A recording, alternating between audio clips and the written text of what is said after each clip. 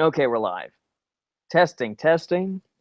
Today on Quality Time with Family Ties, we learn you can call me Cookie, and Cookie, when you call me, you can call me Axel.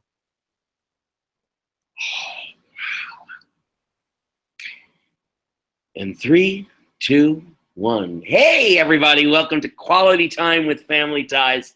I am one of your hosts, Corey Pepper, and I am here today, as always, as this person who does the first announcement always says. I'm here as always with Paul Pepper. Right. How are you, Paul? I mean, it is certainly ironic that Scott says that. I mean, he is always here with me because I'm pretty much always here, but he is not as always here. That's the irony of that line. I always think that's funny. And here he is as always. Well, yes, he is always here. It's you who's not always here, Scott. Right. Would we call that like a dangling participle? It's been a while since I took grammar. Grammar that doesn't really work. Yeah. Very much like this episode that doesn't really work. Oh, where to begin? It's just, last week we never really did begin, so I don't know. Here's my issue. First of all, for those of you playing along at home, Season 5, Episode 19, A Tale of Two Cities, Part 2. This is the third two-parter that we have seen so far this season. That's a lot of numbers that you just spit out there. I just want to correct the record that it's Episode 18. Really? I think so. Okay. I just want to. We're keeping ourselves honest. Whether it's Scott's bad grammar, whether it's counting, we just want to keep everything honest. And I'll hold myself to account. Sean Spicer still has a job, so I know, hard to believe, but wait until the president's still out of the country. When he comes back in, we'll see. Yeah. Here's my issue with this episode. It is basically, and we said it last week, they did this episode earlier this season. They did it, and I thought they did it just fine for what it was. We weren't crazy about that episode, but it was just fine. But now to do it 2 more times and to stretch, it's really just being done 1 more time, but being stretched out into 2 more episodes, I feel like we're being beaten over the head with the same damn Rebecca and Alex story. And in this episode, Alex and Rebecca, their relationship and their sort of characterization seem markedly different than part 1. Yes, they did. And that's what was so strange to me. It was like, well, wait a minute. These same guys were just acting exactly opposite from the way they were acting in the first part than they are in the second part. In the first part, Rebecca, as you remember, listener, was all business. Alex was just sort of having a great time. And now these characterizations have flipped. And she has become this, like, shrinking violet prep school girl. Yes. Nervous at the sight of her own shadow.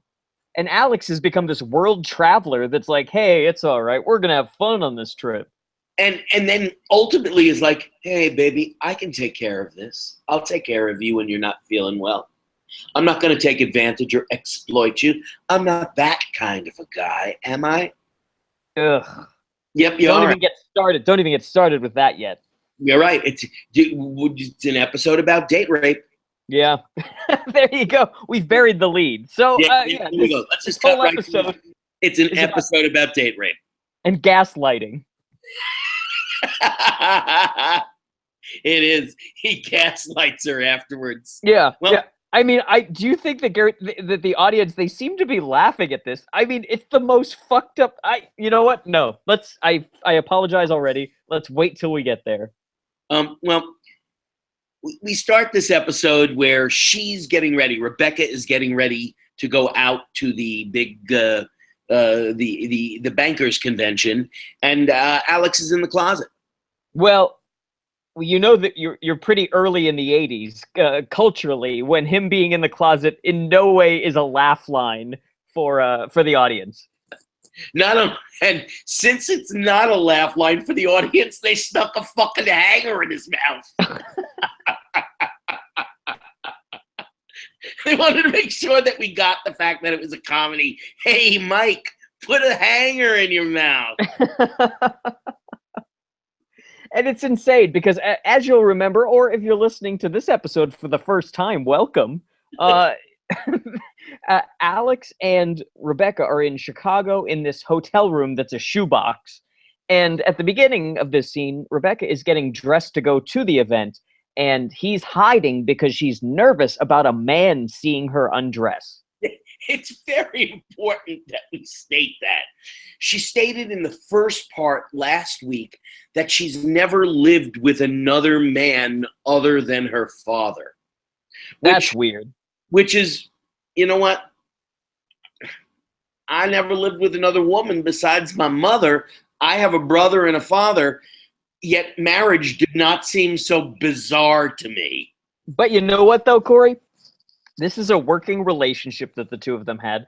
And in part one of this episode, in the last episode we just did, we just exhaustively went through how ridiculous it is that she's his boss and that he didn't just go get another hotel room somewhere in the greater Chicagoland area. Well, what made no sense to me was we even discussed it last week. In the first episode where we met Rebecca earlier this season at the bank, Alex was an intern, and he was hired to be an intern in that episode. Right. And then they had this bizarre kiss and decided that was uncomfortable. Let's just move on, and I will continue to work for you. But now we made fun of last week the fact that she brought her intern with her to this convention. As it turns out, they say at the very end of this episode, he's her assistant. I mean, at least that makes more sense, but at the same time flies in the face of everything we thought we knew. And it makes, to me, it makes the harassment going on just that much worse. Yeah. The fact that he's been given a promotion, he's not an intern, he's an assistant, he should know better. Yeah, at this point, the gaslighting and joking about date rape becomes like the movie Swimming with Sharks with Frank Whaley and Kevin Spacey, where he's like turning the tables on his dickhead boss. Mm-hmm. She's so uncomfortable. She has him close his eyes to zip up her dress, which, P.S., was not unzipped below the bra line. So it wasn't as if she was being modest. I don't want him to see my brassiere. It was, I don't want him to see the nape of my neck. So well, you know what, the blouse that she's wearing on the front is up, you know, to like the Handmaid's Tale level. As we used to call it, Little House on the Prairie. Yeah, the more things change, the more they stay the same. Yeah, exactly. And then right after this, your favorite character from last week's show rears his Mullet Bellboy, right? God, I just thought to myself, oh man, Paul ripped him a new asshole last week. I thought he had funny, dry comedic timing, but his mullet was not acceptable. And he comes in with a bucket of champagne. Alex, being the cool guy that he is, throws him a quarter. Hey, ooh, here's 2 bits. And the bellman with the mullet has a line that it apparently hospitalized people in the audience that night. They laughed so hard. What was it for the listeners, Corey? Because even I forget at this point. It was, he throws him a quarter as a tip on a bucket of champagne and the bellman says, great, now I can get that operation that I always needed. It's funny because we don't have nationalized health care in America. That is correct. Oh man, it's so awesome that nowadays we have like apps where like GoFundMe where, you know, if you're dying of a disease, you can try to get your friends to donate. I don't know. And right at the very end of the scene, we find out that Rebecca is nervous about meeting Mr. Oaken and his 18-year-old new wife, who just honeymooned with him in Disneyland. Yeah. I mean, so this is fun. So already we're dabbling in the ideas of statutory rape, where there's jokes that Alex makes about how Rebecca says that he's nervous or he's uncomfortable discussing his wife and his age difference, this Mr. Oaken guy. And Alex is like, yeah, well, that's because her birthday was on May 5th or March 5th. So that's fun. And we cut from this scene to the kitchen, and I'm slapped in the face with a wet mop because I totally erased the fact that this B plot existed last week. And I totally erased the fact that you told me last week that your fear was that this B plot was going to continue this week as a B plot. And it is exactly what happened. It is just awful, except now Skippy's involved. Yeah. Of all of the B plots that could be in this episode, this is the worst option. That if you were just like throwing darts at a board, this is like if it flew into your friend's eye. He, of course, Skippy wants to give him a hand, which is never a good idea. Steven's putting up new wallpaper in the kitchen. Skippy wants to help. And Andy comes in. Wait a minute, I got to tell this one to everybody. Sit back, everybody. Sit back. We got an Andy joke here. An Andy joke. He comes in with overalls and he says, "I'm not done with my coffee break," which is funny because Andy's 4. And then I wrote down, "Why don't you just fucking kill me at this point? I can't handle this anymore. I can't handle putting funny little things on him. I can't handle dressing him like a doll. I can't handle him doing his line and then running away like a dog. I just can't handle him." Thank God there's not a lot of him in this episode. There really isn't. They really keep him under wraps for the most part. Well, I have felt that they were almost sympathetic to me. A moment Almost. later, yes, almost. A moment later, Nick, Mallory, and Jennifer appear with their arms full of the new wallpaper that Dad is going to put up in the kitchen. Mallory had picked up cashmere wallpaper, but they put the kibosh on that. And apparently, Steven indicates in this scene that he has not been as successful to his family with home repairs as he would like to think. A little pause for a second, Corey. Scott just tweeted at us saying, "I'm stuck in traffic and it was better than this episode." What a witty quip from our absentee host. Oh, shit. Wow. I thought that was going to go over bigger, but Corey, you're in a mood. Scott, if you're listening right now, you better do better because we're not happy you're not here. This isn't just Paul tossing in bon mots. I'm going to go back and I'm going to graph these episodes and give them points. And I'm going to see exactly which episodes Scott Jones misses. Does he miss the really sucky episodes or just the mildly sucky episodes? Well, in this case, he missed a really sucky episode. Absolutely. The other thing, Corey, is that that Steven has spent this whole time getting rid of the wallpaper that they already had, and Right.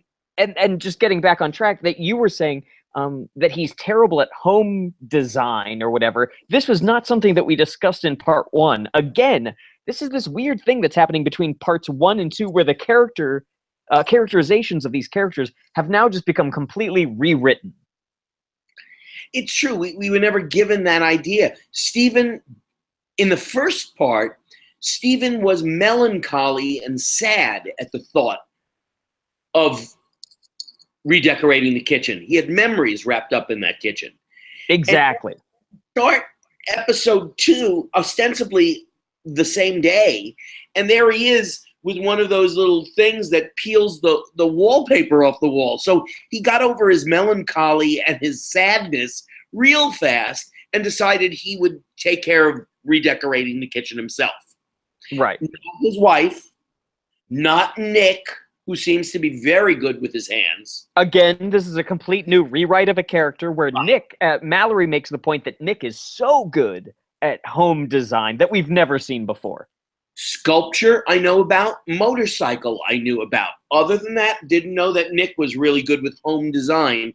And of course, the entire time, we have old friend George, who's an interior designer who comes over periodically to assess what's going on in their kitchen. Ugh. I know. So there's a moment. There's a moment at the end of this scene where that everyone's trying to debate over which wallpaper to put up, who's going to do it, Steven, and there's just arguing happening, and it's just the most irritating moment of Family Ties I've ever experienced. Everyone's just yelling on top of each other. It's like the scene in Annie Hall where Woody Allen's family versus the Waspy family, and everyone's yelling, and it's just like, ugh. Really, your reaction was everybody's yelling, and your reaction is yuck? Yeah, exactly. Everybody's yelling, and my reaction is, my family. I'm right in the middle, Corey. I'm right in the middle between Jewish and Waspy. I can go either way on it. So here we are. There's chaos in the kitchen, and he wants everybody out of the kitchen. So everybody leaves except Skippy, and he goes, "No, Skippy, I want you out of the kitchen." No, Skippy, I want you out of the kitchen. And guess why Skippy can't move? Because he's stuck to the wallpaper glue. Wah, wah. And you know what? This joke is so bad that the audience gets out ahead of it. They laugh when they see him standing there. They already know the joke before the punchline. Of course. And they take so much time getting to the punchline, it was ridiculous. So we go to we're at the party. We're at the event. Yeah, just a quick thing that happened in that scene in the hotel room is that with the champagne that Alex ordered, he was doing it as a thank you to Rebecca for bringing him on the trip. And at the same time, she's very much not wanting to drink beforehand. And all they have is a toast.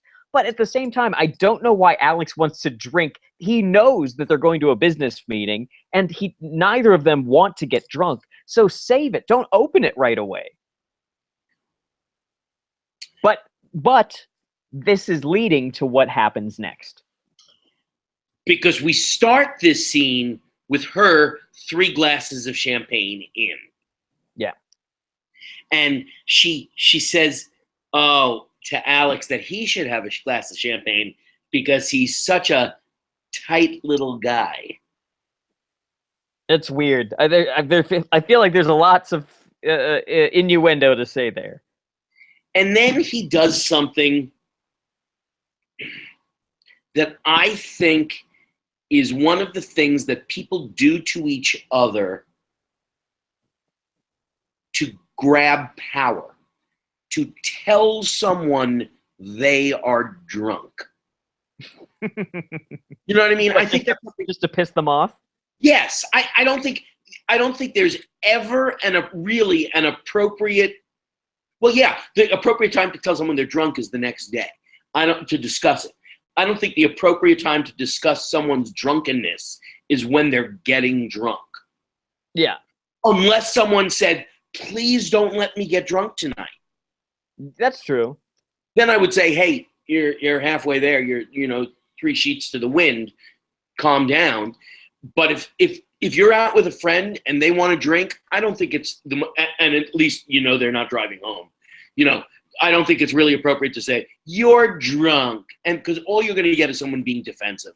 Yeah, I mean that's very true. It's a tough thing, especially because they're two business. They're not friends. They're business partners, or she's his boss, and they're at this business conference. And so there's even less of an opportunity to say anything at all and have it be accepted well. And then Alex has a really bizarre moment with this sort of busty blonde girl with a funny kind of voice about a Swedish meatball. And they kept on using that word meatball a lot. I guess it's a sexy, because they start getting all flirty about Swedish meatballs, and I didn't get it. But I mean, I'm only assuming what you're assuming. They thought it was something that was a sexy conversation. I mean, she's super cute. I really thought she was hot. I was trying to put her in current day terms in my mind because she looked very period to me. So I was sort of interested in what she would look like in 2017. She had like really big '80s hair that kind of sucked, but she looked kind of like if I were casting her now, it would be someone like Hilary Duff, but she's a little bit Yeah. too old now. Hmm. But 10 years ago, I think they would be similar types. And then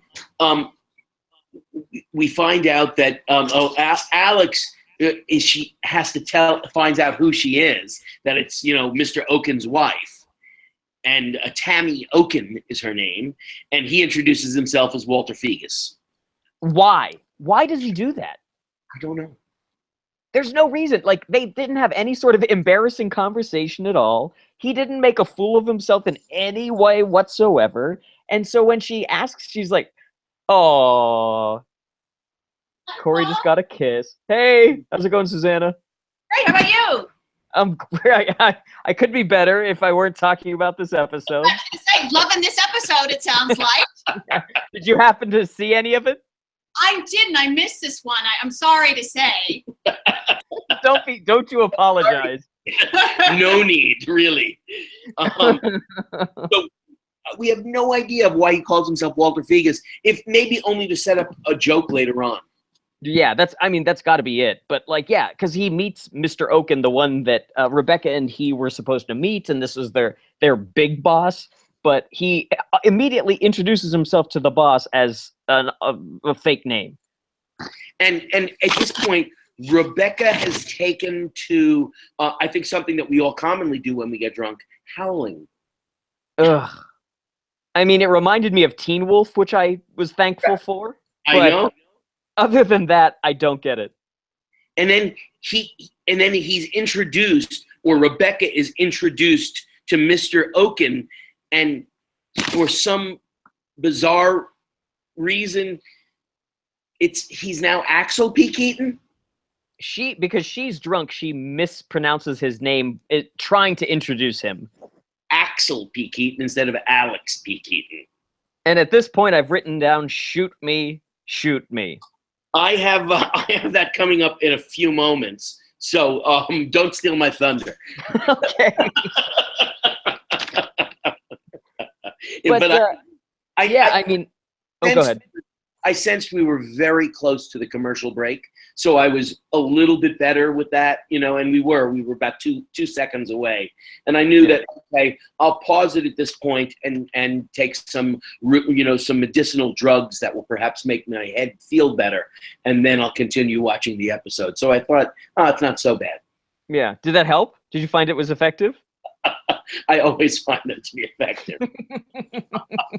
So she's loaded. Rebecca's loaded, and she asks Mr. Oaken for her promotion, which was the whole point of them going to this thing, apparently. And of course, Mr. Oaken is horrified, storms out, and we are at the commercial break where I went and got my medicinals. So if you're listening, I think probably now's the time to do the same. So hit pause on this podcast and then listen to the commercial, and we'll be right back. And we're back. Wow. And what's sad is the whole second act, it doesn't get much better. It kind of gets worse. Which is why I have my kill me. Actually, I'm looking at, really all I have is the words "God help me," and I don't usually pray very much, but I have "God help me." But it's really during the kitchen scene. This scene I sort of felt was so out of character, and it was like a teeter-totter that just never worked. It never balanced. There was no point to any of this. Wait a second. I'm sorry, Corey. Are you saying we're back at the hotel or in the kitchen? Yeah, we're back at the hotel. I'm talking about in the hotel room. Nothing worked in this scene. No, this is Alex is dragging Rebecca back into the room because she is now blackout, pass out drunk. And she wants to dance with him, and she starts singing in like Russian gibberish. I think your point that you just made, that she's blackout drunk. It's something that it's like, okay, here's this good girl. She doesn't really want to drink. Then she drinks too much. And then she drinks so much that at the end of the episode, she has no memory of what went on, which was nothing. Right. That's the other thing, is that they're just drinking champagne all night. for her to get that drunk on champagne is a little bit far-fetched. I mean, hey, it's alcohol and you drink enough of it and this happens, but it's weird that she got so shit-faced on champagne. And then they're so limited in this scene of what they can do physically because of their own joke that they created of making this room a postage stamp size, that then they go through every conceivable physical thing that they can do to look weird in this room. They dance. First of all, she insists on dancing with him. So we've gone from shy girl wearing the Handmaiden's Tale outfit to dancing the tango in the postage stamp sized room. It's rough. And they've done every dance bit that they could think of, and she's dipping him and throwing him, and it's just the whole scene is just awkward. And then she decides that she wants to give them cute little nicknames. Where does this come from? She's his boss. Yeah, she falls on the bed with him, and it's one of those like, what are we doing? What are we doing? Like they're face to face, the pre-kiss. What are we doing? What are we doing? Clearly, I know what we're about to do in a moment here. So he suggests the nickname Lush for her, which I thought was another. If I was her, it would have been like, "Fuck you, asshole." That's the only reason why you're getting any pussy anyway, is because I am drunk. Oh, it's terrible. And call me on it twice. You know what? When a woman is drunk and affectionate, I don't ask questions. Well, yeah, that's true. Of course, we're talking about not to the date rape point. If someone's unconscious, listeners, right? Take advantage. But she's not unconscious. And the fact that he's not drunk at all is even more of a problem. It's not like they were both drinking and having a great time. He's taking care of her, and it becomes problematic really fast in this scene. And then she wants him to call her by the nickname she's always wanted, Cookie. What? I hear the name Cookie. I think of that really sad clown on the Bozo show. Did you watch that? I think every city had its own Bozo show, yeah. He was the vagina? Is Cookie a euphemism for a vagina, Susanna wonders? Why, Susanna, wouldn't you be the expert on this? And let me say this for a creepy reason. I have never been to camp, but one time with school, when I was in it, what that means, elementary school, I was sent on a field trip to the National Seashore, and the counselor, whoever it was, asked après shower if we had washed our cookies. What in the fuck is going on? Have you washed your cookie? Right. Is it a man or a woman? Well, it was a woman. It was a woman who asked about your cookie. Wow. So maybe I'm wrong. You could Perhaps be. one could Google, but maybe that was it. I do enjoy a good cookie, though. I'll tell you that much. Yeah, a lot of places you can make that one. Someone had to say it. She wants to be called Cookie, Paul. Now I'm gonna have to say this, and every time I say it, all you're gonna think is vagina. Oh, now, Corey, you missed from being from New York, Cookie Puss. It's even the whole.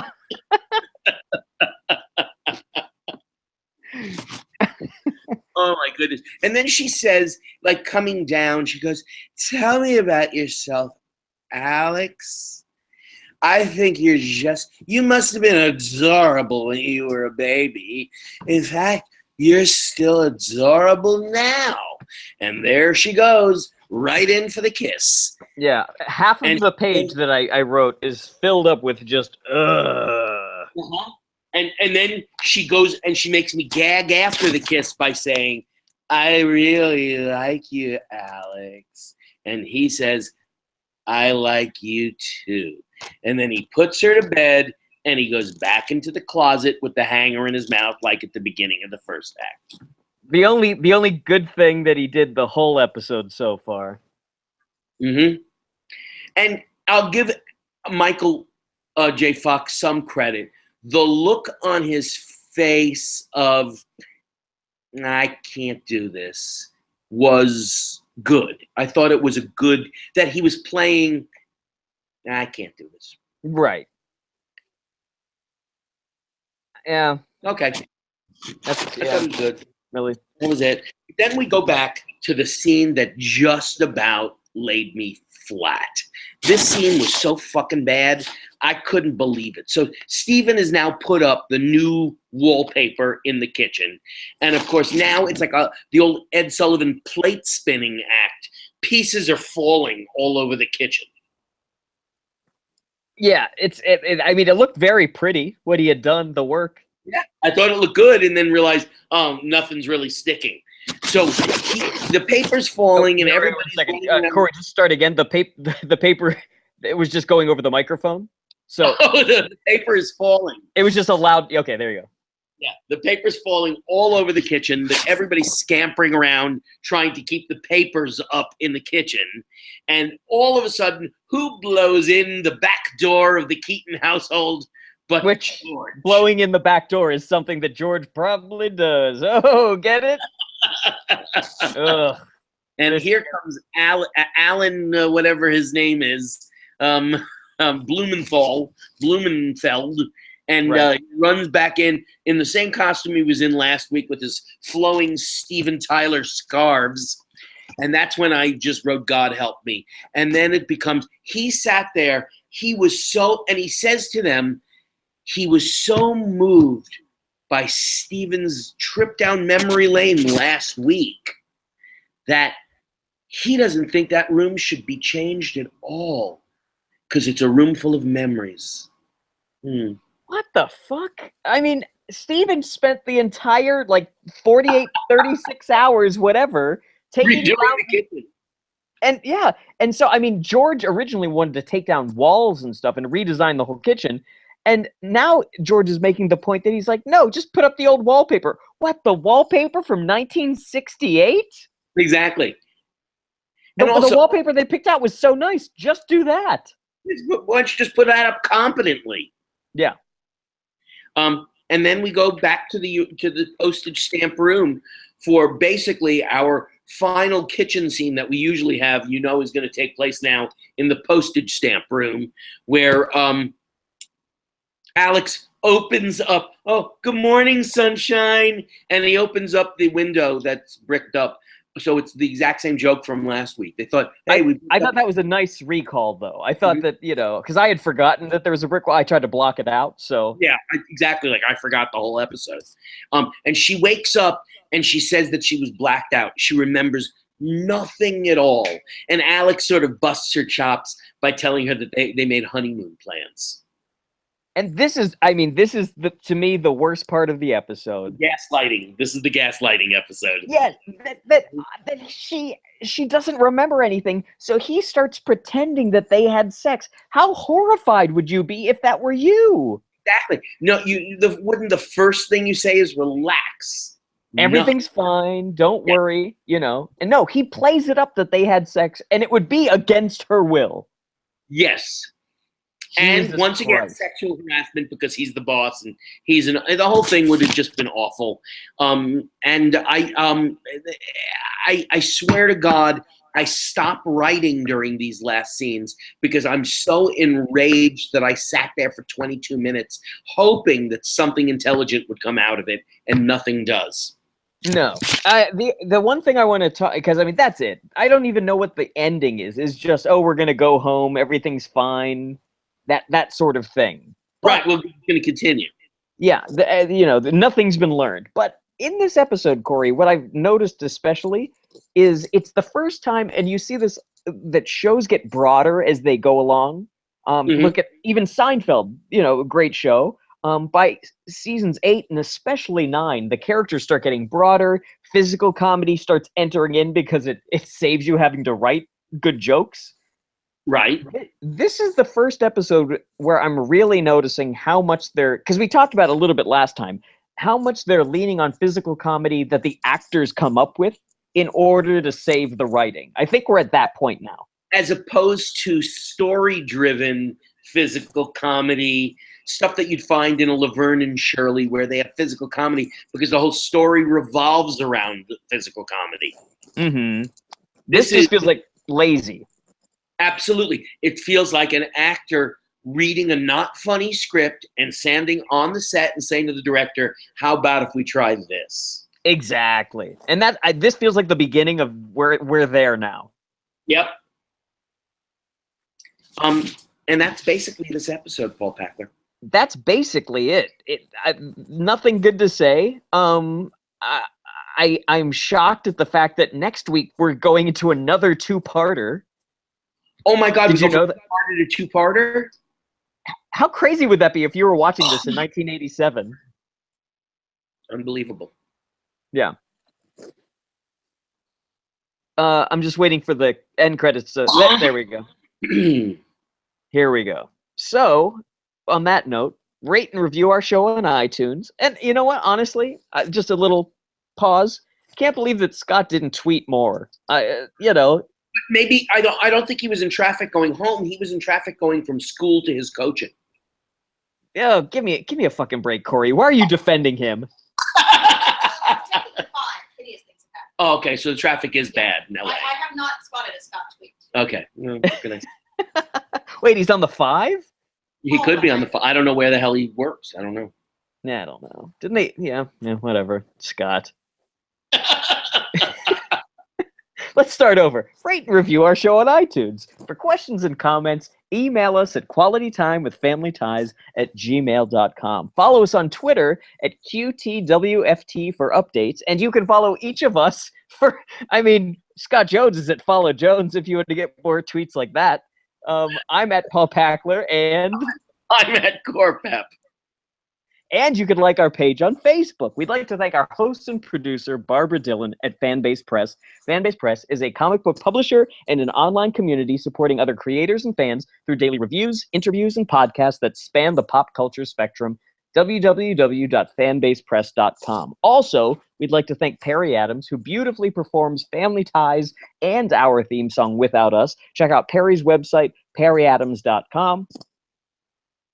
We'd like to thank Bryant Dillon, who created our fantastic drawing and artwork, as well as edits our show. Bryant is the president and co-founder of Fanbase Press. Follow him on Twitter at Comic Book Slayer.